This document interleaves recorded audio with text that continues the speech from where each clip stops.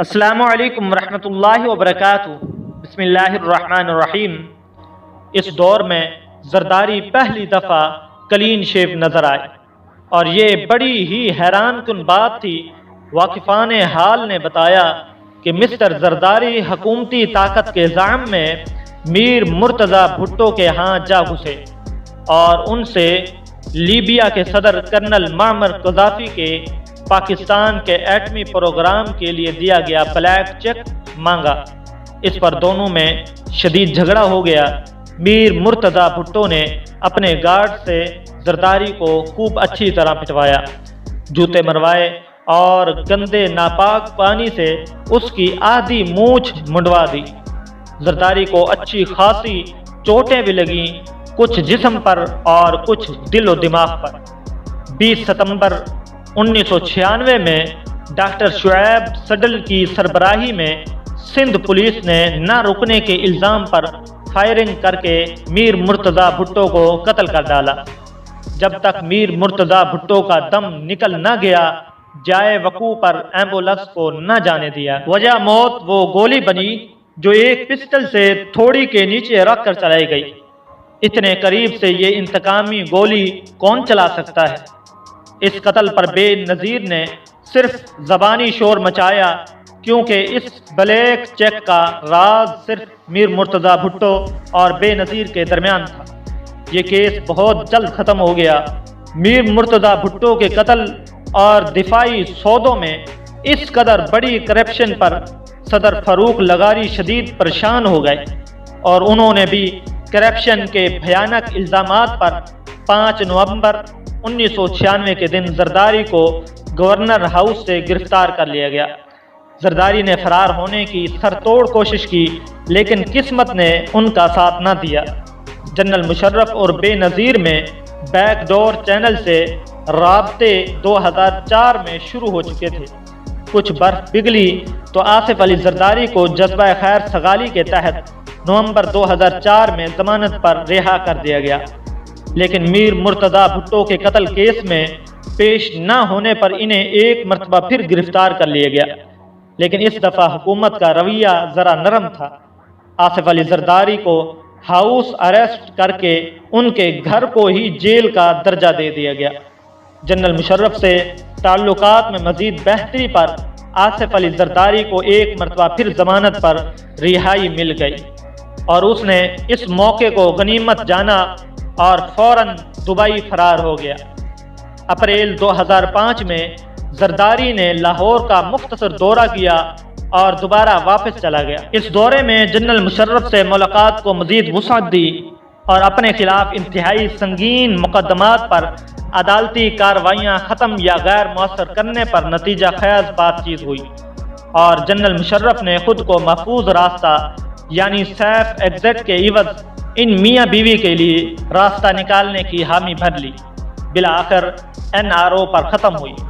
General Musharraf سے گو head کا اشارہ ملتے ہی ستمبر 2007 میں بے نظیر بڑی دھوم دھام سے پاکستان واپس آئیں، جہاں جنرل مشرف نے NRO کے تحت ان میاں بیوی اور دیگر بہت سے سیاستدانوں سے مقدمات ختم کر دیے اور انتخابات کا اعلان کر دیا۔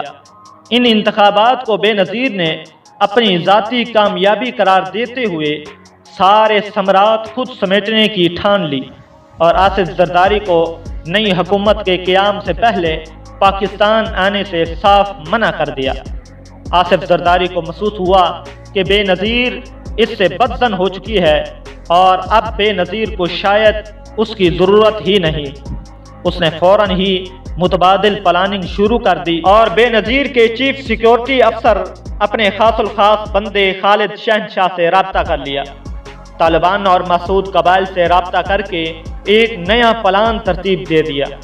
بے نظیر کا آخری انتخابی جلسہ 27 دسمبر 2007 کی شام لیاقت باغ راولپنڈی میں تھا۔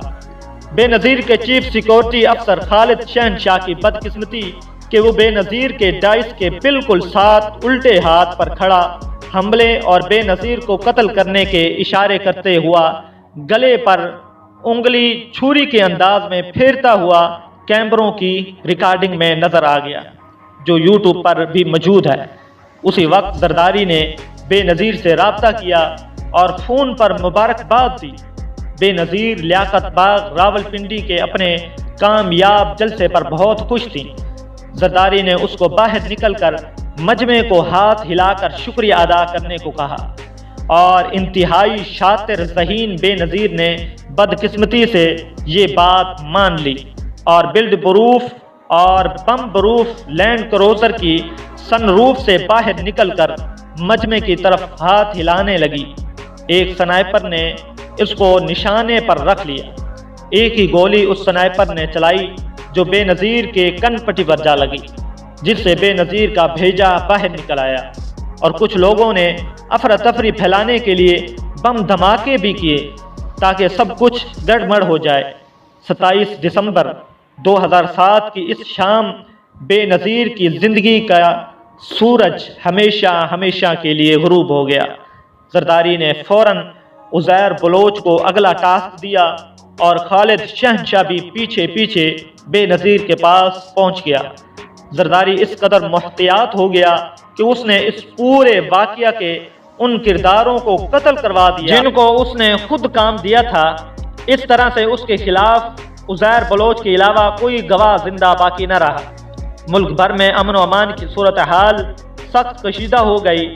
اس صورتحال میں فوراً پاکستان پہنچ گیا اور اس نے اس قتل سے ابھرنے والی بھرپور ہمدردیوں کی لہر کا بھرپور فائدہ اٹھاتے ہوئے مرکز میں اور سندھ میں حکومت بنا لی۔ KPK میں متحدہ مجلس عمل کی حکومت بن گئی، جبکہ بلوچستان میں مخلوط حکومت بنی۔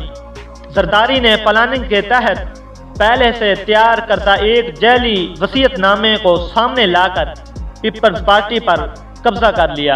عزیز دوستو، یہاں بمبونیا سینما والی واردات کا تجربہ کام آیا اور اسی وصیت نامے کی روح سے بلاول زرداری کا سیاسی نام بلاول بھٹو زرداری رکھ دیا۔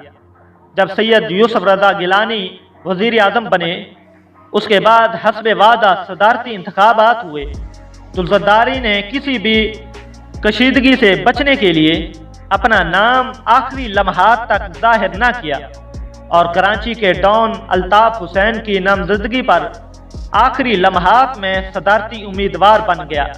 یوں 6 ستمبر کو صدارتی انتخابات جیت گیا اور آصف علی زرداری صدر پاکستان بنا۔ تو ناظرین، امید کرتا ہوں یہ ویڈیو آپ دوستوں کو پسند آئی ہوگی۔ ویڈیو کو لائک شیئر ضرور کر دیجئے گا۔ ہمارے چینل پر نئے ہیں تو ہمارے چینل کو سبسکرائب کر کے ساتھ میں موجود بیل آئیکن کو بھی پریس کر دیں تاکہ نئی آنے والی ویڈیوز کا نوٹیفیکیشن آپ کو بر وقت موصول ہو سکے۔ مجھے دیجیے اجازت، دعاؤں میں یاد رکھیے گا۔ اللہ حافظ۔